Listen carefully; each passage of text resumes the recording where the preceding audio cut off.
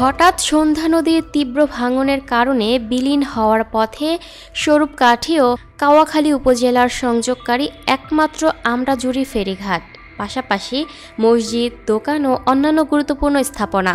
নদী ভাঙনের ফলে স্থানীয় মানুষজন দিশেহারা হয়ে পড়েছেন। পানি উন্নয়ন বোর্ডে বলছে, স্থায়ী বাঁধ নির্মাণের জন্য ফিজিবিলিটি স্টাডি চলছে। পিরোজপুর জেলা সদরের সঙ্গে স্বরূপকাঠি ও কাউখালী উপজেলার সড়ক যোগাযোগের অন্যতম মাধ্যম হল আমড়াজুড়ি ফেরিঘাট। লাখ লাখ মানুষের যাতায়াতের সুবিধা দেয় এই ফেরিঘাট, যা বর্তমানে তীব্র নদী ভাঙনের কবলে পড়ে অস্বস্তি সংকটে।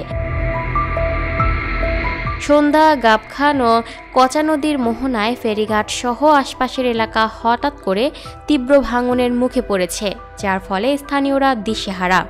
নদী ভাঙনের কারণে উভয় পাড়ের প্রায় 2 শতাধিক ব্যবসায়ী প্রতিষ্ঠান, বসতবাড়ি, মসজিদ সহ বিভিন্ন স্থাপনা নদীগর্ভে বিলীনের পথে। হুমকির মুখে রয়েছে শত শত বসতবাড়ি, শিক্ষা প্রতিষ্ঠান সহ অন্যান্য গুরুত্বপূর্ণ স্থাপনা। স্থানীয়দের দুর্ভোগ এখন চরমে। বাসিন্দাদের অভিযোগ, গত 2 বছরে পানি উন্নয়ন বোর্ড ভাঙন রোধে প্রায় 1.5 কোটি টাকা খরচ করলেও কোনো কার্যকর ফল দেখা যায়নি। তাই এলাকাবাসীর দীর্ঘদিনের দাবি, নদী ভাঙন ঠেকাতে এখনই টেকসই বেড়িবাঁধ নির্মাণের কাজ শুরু করা প্রয়োজন। স্থানীয় বাসিন্দা খান বেলায়েত হোসেন জানান, সন্ধ্যা নদীর এক পাড়ে অবস্থিত আশোয়া গ্রাম আর অন্য পাড়ে আমড়াজুড়ি গ্রাম। নদী ভাঙনের কারণে এরই মধ্যে 2 পাড়ের শত শত ব্যবসা প্রতিষ্ঠান, 2টি মসজিদ সহ বিভিন্ন স্থাপনা বিলীন হয়ে গেছে। পানি উন্নয়ন বোর্ড যে পাইলিং দিয়েছে তা মূলত সরকারি অর্থের অপচয়। এতে ভাঙন রোধ করা সম্ভব নয়। দ্রুত স্থায়ী বেড়িবাঁধ তৈরি করে পানি উন্নয়ন বোর্ডকে কার্যকরী ব্যবস্থা নিতে হবে। পিরোজপুর সড়ক ও জনপথ বিভাগের নির্বাহী প্রকৌশলী তানভীর আহমেদ বলেন, নদী ভাঙনের কারণে ফেরির পন্টুন মেরামতের জন্য মাঝে মাঝে ফেরি চলাচল ব্যাহত হয়, ফলে যাত্রীদের কিছুটা ভোগান্তি হয়।